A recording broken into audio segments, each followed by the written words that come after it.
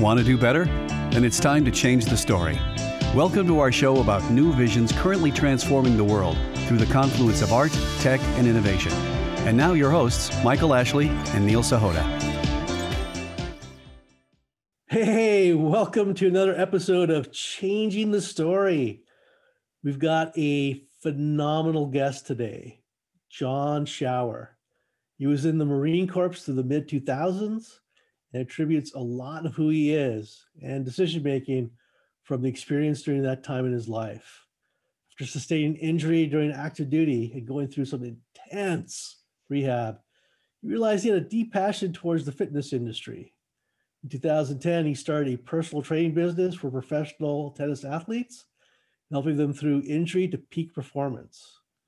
Over the last few years, Jon's journey has led him into the technology startup scene, where he's made plenty of mistakes, like all of us probably have. He's had lots of fun and learned a lot. And most recently, he's worked with iNK Digital Networking, SmartSpaceAI, and Blackbirdsecure. Jon, welcome to the show. Thank you. Thanks for having me, Neil.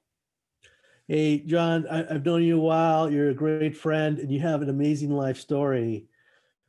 How did Jon become Jon? That's a novel in itself. But how I became myself is I guess a culmination primarily of growing up with a dad who, although strict, was big into following passion, no matter what that meant in life, over anything else. And fast forward into the military time in my life, losing a lot and gaining a lot in different aspects, and growing a lot at a young age to kind of, I guess, propel me into what I've become today, which is, I guess, risk taker and moving into things I enjoy or feel passionate about. Well, Jon, that's fantastic. I know your father, not just a veteran, but also a state senator. Maybe you could share with us what state and a little bit more about your upbringing. Yeah, so I originally grew up in Alaska. So actually, when my parents retired, they retired back in Alaska. My dad's currently a state senator up there now. He was a fighter pilot for over 20 years, definitely the largest role model in my life. Flew the F-15 and F-22 Raptor, very cool jets if you're not familiar, and then became a FedEx pilot, and ultimately over the last couple of years got into the state Senate. Now they're pushing him to go higher, but it's a tough world when you get into that game. So definitely somebody I've aspired to always do well for and use as a role model in my life. So, well, that's awesome, and I applaud your service. So thank you for that. You know, my old college roommate actually went into the Army, and you know, I really thank our veterans because they keep me and my family safe and all of us safe. What kind of inspired you to join the Marines? I'm not going to lie and say it was 100% because it was, just after 9/11, that was the sole cause. Piece of it was because I was doing dumb things and I was 18 years old. I had maxed out a lot of credit cards as well and did some construction that I didn't like. So that definitely a rebel side was a piece of it. There was a sense of wanting to serve the country, and every man in my family was military. Grandfather, uncle, dad. So there was definitely a big piece of that for me as well. Nobody was in the Marine Corps. And as I said, I was a little rebellious. So I wanted to go towards something at the time that I thought was difficult and cool. And I found out pretty quickly that it was a little more interesting than I thought. Well, I'm grateful you did that, because there are definitely far less productive ways to spend your time or kind of rebound for some of these things. And I know it's not an easy thing to do. I don't think people realize how tough it is to be in the military, especially during that time, and the toll it takes. But again, thank you for your service. So thank you. How, if you don't mind me asking, you suffered a bad injury, you had to go through rehab, and not that I saw combat action, but I had my own bad injury and had to do like a year of physical therapy. What can you tell us, man? I mean, what happened and what did you learn from it? I guess I had went on a few deployments through the mid 2000s. I ended up getting out after one term in 2010. If I could kind of culminate everything together, I learned a lot about myself, adversity, struggling, pain, and I think a lot of those pieces are what people should go through, in essence, to grow stronger and learn from. That's definitely a big piece of the puzzle. I ended up sustaining injuries to my shoulder. So I had a full reconstructive surgery done on my left shoulder, and that was in 2009. I ended up being in a rehab program for a year, and I was in a super dark place during that time. It took the person doing the rehab to kind of pull me out mentally and physically from where I was at that time. But it was the joy that I kind of had brought back to life with what I was going to be able to do physically that kind of started changing my mind. And hey, when I get out of the military, I'm very interested in helping other people that are injured, general post-surgery rehab type individuals, but specifically athletes at a high level, because that's what was interesting to me, was being challenged and then watching somebody kind of take it to that next level from a discipline perspective. So that's a piece. I will say, because I think it is important, when you're 18, 19, 20 years old in that age frame, and you're more in a combat related part of the military, which was my background, you learn a lot, especially when the country's in a time of warfare. And when you lose people and you lose things around you at a young age, I think you learn a lot at that period that usually takes till you're 70, 80, maybe years old, until you start kind of losing the people around you and all that. So I take very seriously the idea of, overcoming adversity, team building, building independence. So there's just a lot of characteristics that I think that time period really kind of set a foundation for, leading into me going through rehab, getting out of the Marine Corps, and saying, I'm gonna go jump in the fitness industry in Southern California. Wow.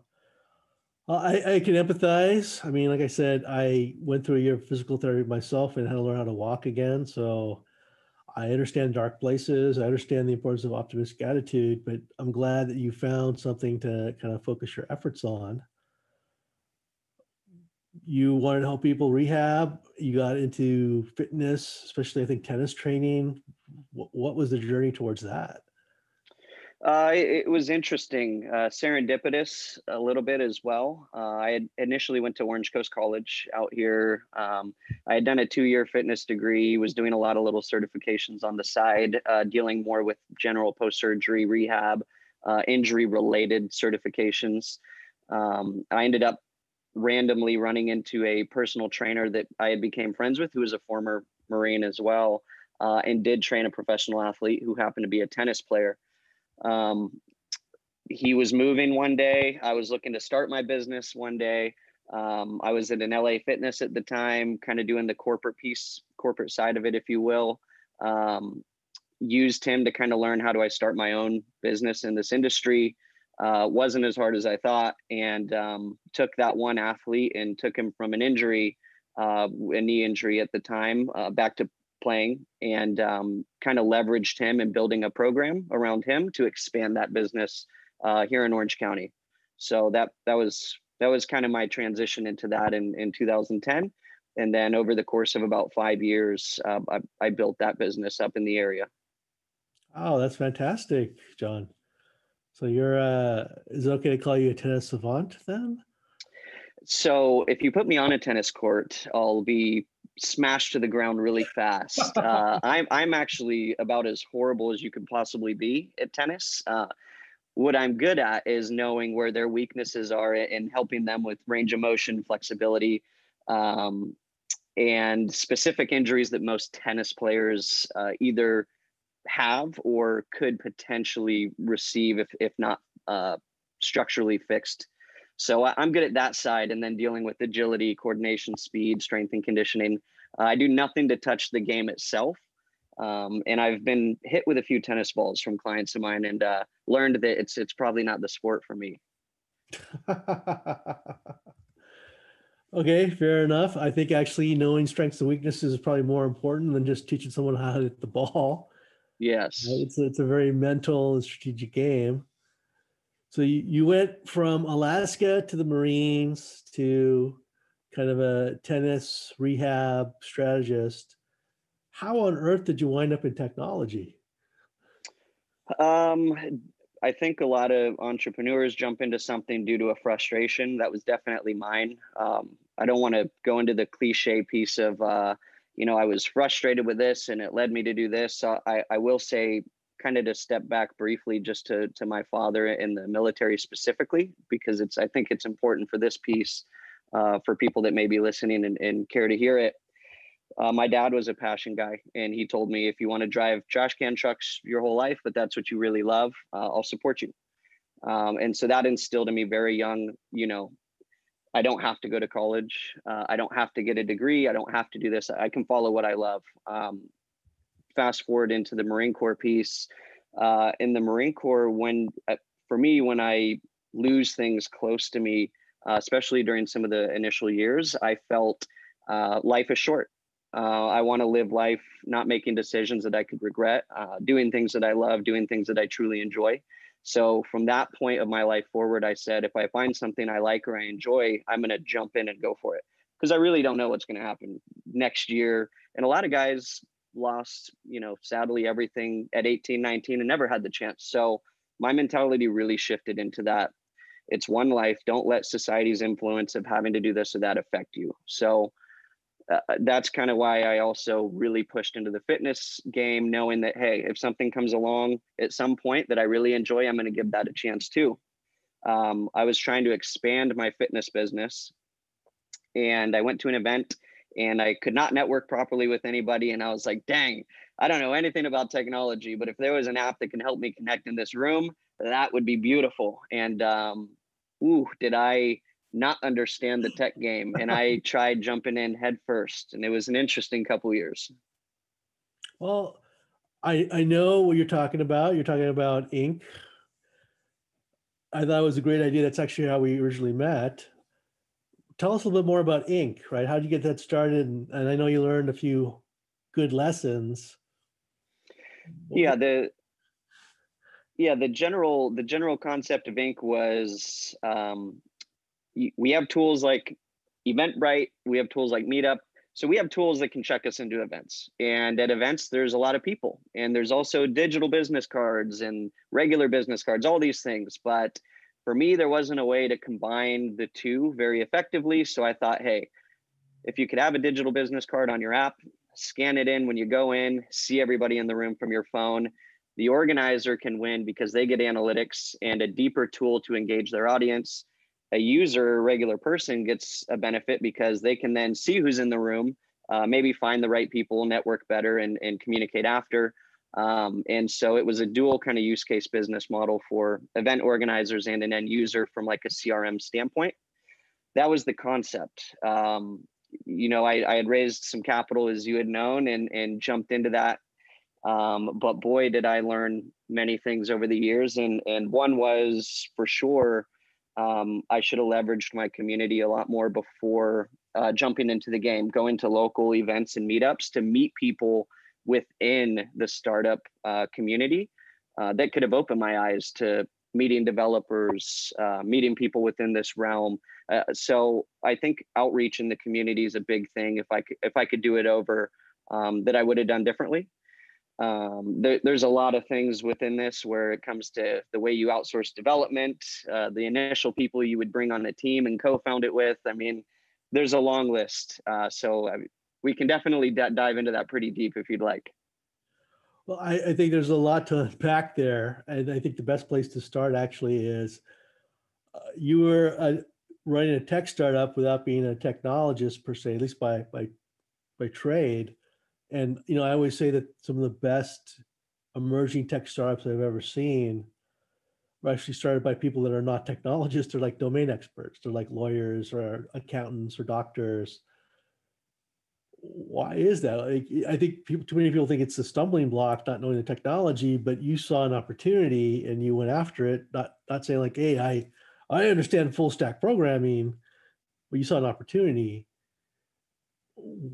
Did you ever think like, I'm not a technologist, this is a barrier, or just like, look, I got a good thing, let's roll with it? A little bit of both. I think that a piece of me was definitely naive, thinking, man, like, can it really be that difficult? I mean, I get a couple people together, we bang this out. I got the mindset. I've already drawn everything out on paper. We'll just kick this thing off. So yeah, a little bit of naiveness, but at the same token, no matter how difficult it would have been or would be, I would have done the same thing as far as jumping in, because my values from the past created that in me is, take the risk, because at least if I fail, I can look back and say I gave it a try. So I was going to do it anyways. It's just there were things I could have done differently that now I know that would have definitely made it a little bit easier. But one simple thing, just thinking of it right now, was finding industry experts. I would have done that. I would have found other people within the Eventbrite space, even in the community, searching their names on LinkedIn, people that have created digital business cards, anything within my space. I would have reached out to those industry experts just to have conversations with them, or potential people like myself that I could have gathered, kind of like A/B testing. I could have gathered in a room and sat with a lot more than I did to fine tune things. Well, I think it's interesting because you bring up the point about the domain expertise and tapping into that. I think that's something that often gets overlooked. I remember a buddy of mine asked me to take a look at these guys that said they had revolutionized the film camera. There are three really smart engineers, and they're talking about all the cool features and the DPI and all these things. And I just looked at them and I said, like, hey, have you talked to the studios? Have you talked to, and then they're like, yeah, no one seems to be interested. So I just asked them, like, well, how many movies have you guys ever been part of? And they're like, 0. I'm like, do you guys know how movies are made? They're like, well, you have the camera and you film it, right? And there's a script and stuff. And I'm like, yeah, that's not how movies are made. There's multiple camera angles, you use single camera angle, panning, motion, and I just started glazing over and like, well, you don't have to make a movie that way. I'm like, maybe not, but you can't say I'm changing how movie cameras work if you don't know how they're actually used. And that turned out to be their biggest problem. They didn't have that expertise. So I think what you're saying on that front is actually really important. But are there networking experts? I mean, is there expertise in something like this? Yeah, I definitely think so. I mean, if we're talking about, what's the behavior of an average person within my target demographic, when I was doing that, I mean, even reaching out to like a BNI style organization where maybe it's not the perfect candidate, but it's groups that are in counties across the US that do understand, what do we do when we're together? How do we attain value from each other? And even creating a group of thought leaders in that capacity that could have helped push things along, definitely would have been key. And also it's a technology startup. So probably putting in the time to find somebody technological would definitely have helped, even if I was outsourcing internationally or domestically, depending on your thoughts and what you're doing, and having that eye there to help you oversee that piece. So yeah, that's another big thing that I should have done and needed help on as well. It sounds like some good lessons learned, but you also something very key before, which was about taking risk, right? I think too many people think risk is a bad thing. Risk is just uncertainty, right? It could be a positive risk, which is opportunity, or a negative risk, which is a threat, right? You're kind of wired. I think, I hate to say it this way, it seems like less than 10% of the population is wired to be an entrepreneur. It seems like you're wired that way. What made you like a risk seeker? To really send it home, it's my father definitely instilled that in me. And to this day, like he would have said 4 years ago, the Senate that would never happen. And he did it. And, that kind of mentality of passion following along with me seeing certain things I saw during my time in the Marine Corps, to say life is precious. And it sounds cliche. And a lot of people say, oh, I can hear that on a million YouTube videos of like wannabe motivation. The reality is, if you do experience painful things in times, and realize the value of life, and that's difficult for a lot of Americans, because overall America hasn't really struggled on the home front, like a lot of countries and third world countries around the world are going through on a daily basis. But when you go through that, for me, it was saying, it's okay to take risk, and I can rebuild if I need to. But that's kind of who I am, is somebody who wants to follow that. There's a quote that for me, I've written on a little whiteboard. I'm looking at it right now because it's by my door, which I believe was from John F. Kennedy. And it was, there are costs and risks to action, but they are far less than the long range risks of comfortable inaction. Right. And it's, for me, that's something that I've ingrained in my head and I think of over and over and over. So. No, that's great. It actually reminds me of, what is the Michael Jordan's quote about, you miss every shot you don't take. Yeah, 100%. So yeah, I'm big into that. And I think it's important for people to see, like, even young people, and I tell our 12-year-old this all the time, and even his cousin, she's 14, I sit with her and say, I'm like, what do you want to be? And it's, I need to be a doctor and I need to be this. And I'm like, what do you want to do? And what do you want to be? Because that's more important to me. I don't want you to feel like you have to do this. You have to go to college and that's your path. You can really do whatever you want. As long as you're passionate, you're going to work hard at it, and you're going to give it your all. You should be okay with taking risks. It's okay.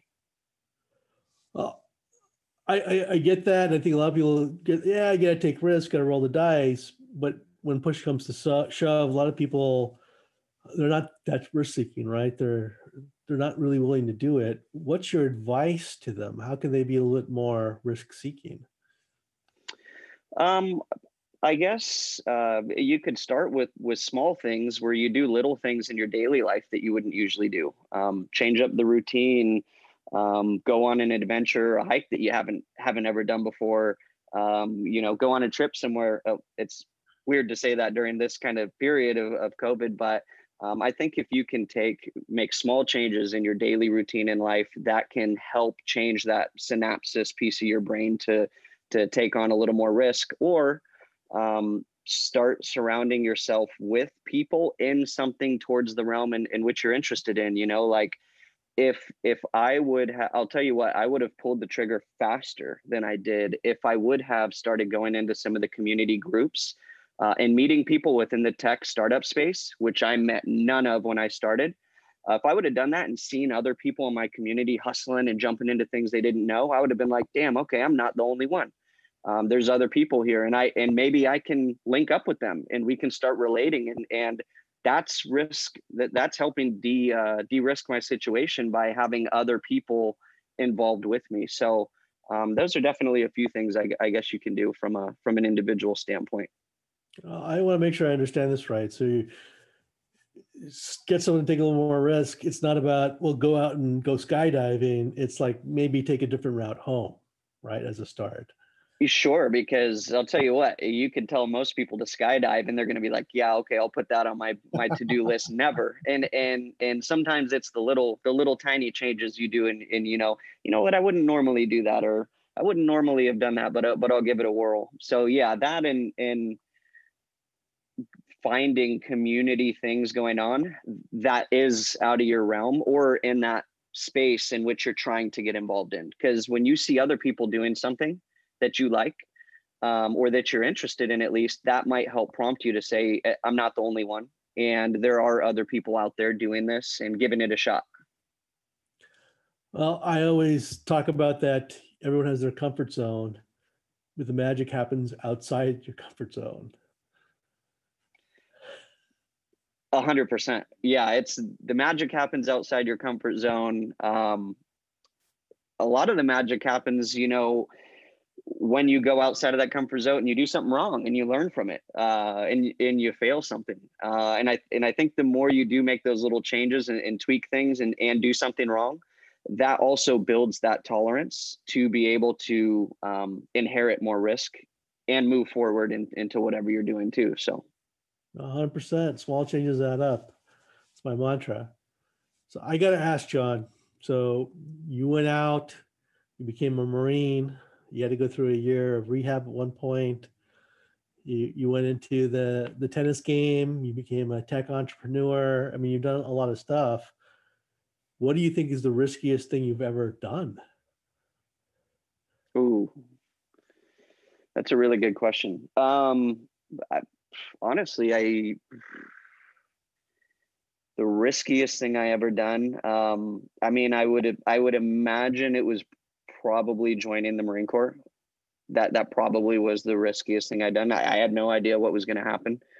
Just a hot-headed 18-year-old dummy at the time. So that'd probably be if I were to say what would be the riskiest thing. I'm trying to think of what my dad and I have done, flying little Cessna planes over glaciers and some of the other things we've played around with. But I would have to say probably joining the Marine Corps.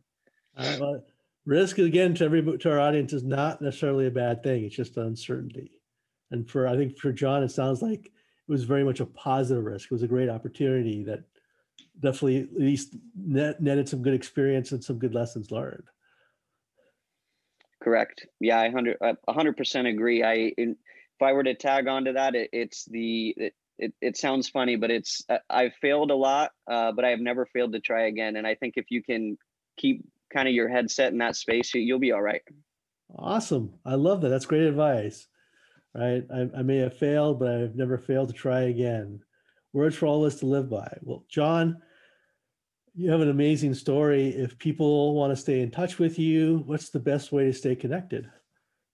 They can write me at Jon, that's without an H. So it's Jon, Jon at Blackbirdsecure, all one word.com. That'd probably be the easiest way to reach me today. All right, well, great. We'll make sure that's in the show notes for our audience so it's easy to access. Jon, thank you so much for coming on Changing the Story and sharing your story, your inspiration, your journey. I think it's been very helpful for all of us. And I think it's been a little bit enlightening to say that, all of us can do something special. I agree. I thank you for having me on the show today. And it's a pleasure always, from another man that goes to the same barber. I appreciate the time and thank you. For those of you that are listening in audio, you're going to have to watch the video for a change to understand that reference. All right. Well, thank you so much, audience. Thank you. And we'll see you on another episode of Changing the Story. Hey, if you like today's show, please remember to hit the like button and leave a comment. If you've been enjoying the Changing the Story podcast series, please subscribe and share it with your friends. Thank you.